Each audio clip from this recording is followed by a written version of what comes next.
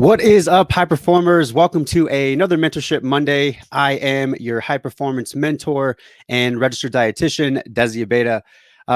So this is pretty authentic to what's happening right now. But I got my 5-year-old. We're on family vacation right now. I got my 5-year-old crying because she's getting her hair untangled. So this is the authentic me, and I hope you enjoy it. So if you hear her crying, everything is okay. She's just getting her hair untangled. So if you have not had a chance, each and every Monday we are doing these Mentorship Monday episodes where we're helping you to become and to recognize the habits that help to make you become a high performer. Okay. And so that's what our Mondays are about. Our Fridays are actually diving into the hero stories of actual high performers, what has gotten them to where they are, what they had to be triumphant over, and really the mindset that has helped them to stay consistent and really in a lot of ways to help them stay their best versions of themselves. So if you have not had a chance, this past Friday, we had a phenomenal conversation with Jessica Isaacs. She is the performance dietitian for UCLA. And within the first 10 to 11 minutes, we're both crying. And so it was such an authentic story. And so if you have not had a chance, please make sure that you go back into the last episode to hear that story, because these stories are gems. These stories are leaving you clues with how to become the high performer that you need to become in your life. Okay. So welcome to this episode of Mentorship Monday. One of the biggest things that I tend to find with a lot of my one-to-one and group high performing coaching clients is that there's a need for us to start tracking and to understand that failure is a part of the game. All right. And so really what the big theme of today is failing forward by measuring backward. Now that measuring backward idea comes from James Clear. So if you have not read his book, Atomic Habits, I think it's such a beautiful depiction of using science, consistency, mindset, and all of the other pillars in regards to health and overall brain health that are going to help you, which is a huge reason why within the program that I offer for our high performing group coaching clients and one-to-one clients is taking care of 4 pillars. So the first one is obviously going to be a huge nutrition component because I'm a dietitian and I deeply believe in the power of food. The second one that we're looking at is strength and conditioning. The third one is going to be looking at your overall mindfulness and your non-exercise activity.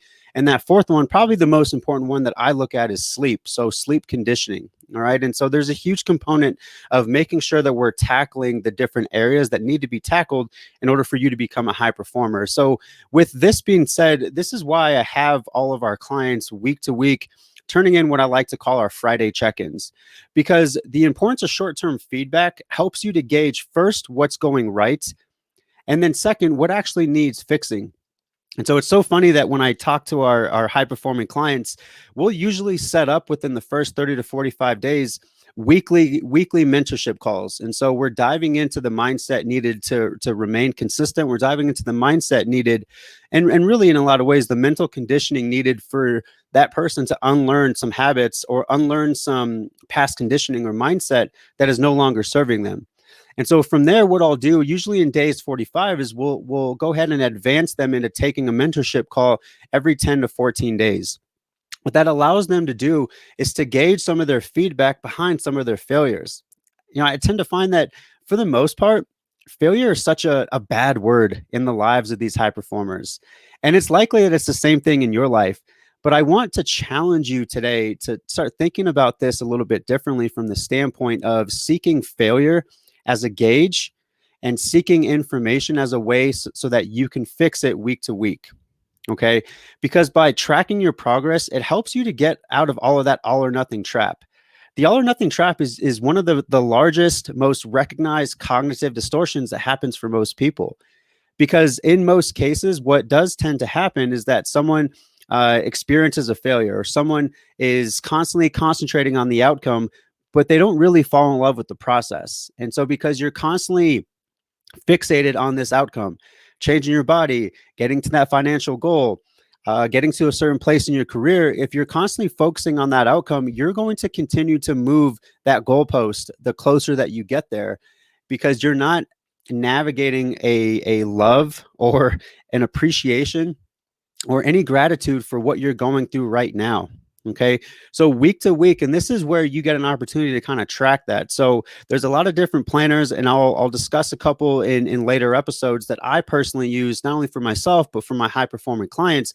But the quickest way that you can do it is to get yourself a journal and start looking at your goals and tracking that progress. And if you're able to do that week to week, you're able to actually get yourself out of this all or nothing trap, because with that cognitive distortion, the only antidote to that is the gray area, is seeing the small wins and actually allowing yourself permission to be excited about these small wins. This is a huge reason why with each of our check-ins, I'm helping our high-performing clients to understand, like, hey, what two things are you feeling progressive about? What two things are you feeling really excited about? So right then and there, right off the bat, the first question that they're getting, that's removing that all or nothing trap, right? They're not diving into like, well, this is what's going right, but they're diving into, you know what, with where I'm at right now, I'm really excited that I'm getting my walks in. I'm really excited that I've kept up with my sleep conditioning. I'm going to bed at the same time and I'm waking up at the same time. And I'm finding that I'm actually way more energetic. And this actually helps us to look at, a couple episodes ago, we talked about cascading habits. And as you continually do that, then we dive into past episodes with our Mentorship Mondays of changing your identity of someone who is constantly thinking about the things that they are doing incorrectly, into changing your identity to become a person that understands and knows the value of not only gratitude, but mindfulness in the moment with what is being progressive or what they're feeling really great about. Because when I look at the overall trajectory of high performers, I tend to find that if they can get to a point where they can gauge the process and they could be comfortable with understanding week to week, they're going to see progress, and week to week, they're going to see failures. And I say this in quotes, they're going to see failures as feedback. Because when you do this, and I have this kind of mapped out on the screen, so if you're going to watch this on YouTube, you're getting the notes, and this is kind of how I function with the way we do the podcast. When we look at the process, it becomes a measure of strategy, right? So if you're looking at wanting to create a strength and conditioning lifestyle for yourself, you're going to week understand progression. You're going to have to understand that as you go back to your last week's lifts, you're going to have to ask yourself, how did I recover? How did I feel? Am I in a place right now where I can progress the weight? It's the same thing with nutrition. So if you look at the past week, and let's say for those who are utilizing a food journal, which I always say is a really, really good idea, because then week to week, you can start to understand your behaviors and start to plan for weeks when it's going to be super chaotic. All right. When you're able to do this, this helps you to get away from that like idea that you're failing daily on the outcome. That's where I tend to find most people get really stuck. They're constantly fixated on that outcome. And because they're not getting it, they're not even really able to recognize the wins. And I can tell you, for a lot of our high performing clients that listen to this podcast, I'm speaking to you. You can probably understand that if week to week, if you're missing some of the check-ins, missing these backwards measurements, it makes sense to me why you're really frustrated with not understanding the need of loving the process, because you're fixated on the outcome. And so for our listeners out there who are very new to this is where consistency is playing a role. This is where you get an opportunity to remove yourself from the equation. And then we're just looking at behaviors, right? We're not looking at you as a person. We are looking at behaviors.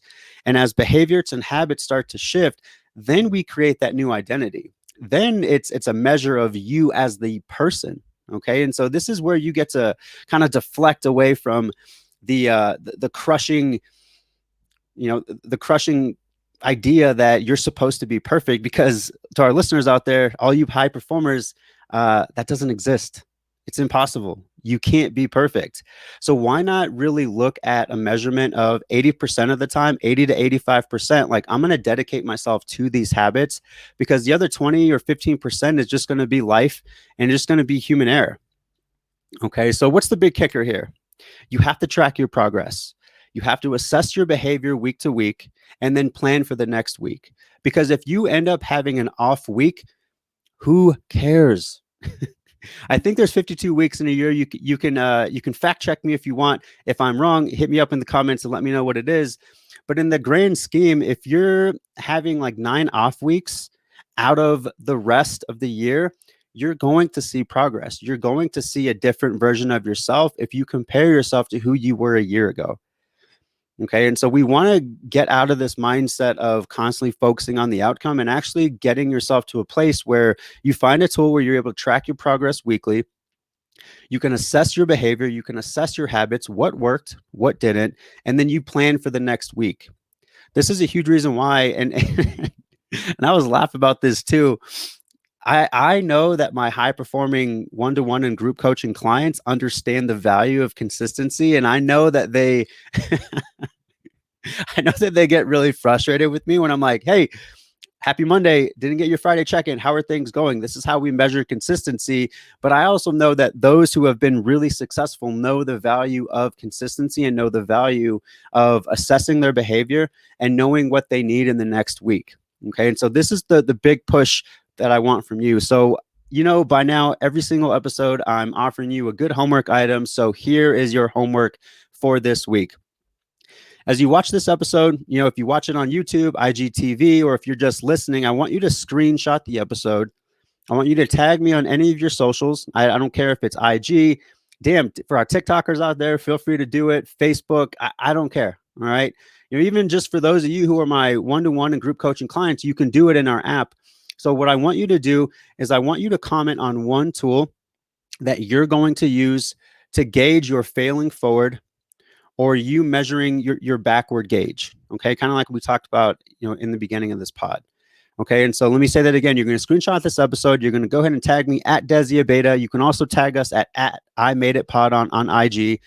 All I want you to tell me is like, hey, this is the tool that I'm going to use week to week to measure my success. And it doesn't have to be anything extravagant. It can be a notebook, right? It could be a notebook that you write in.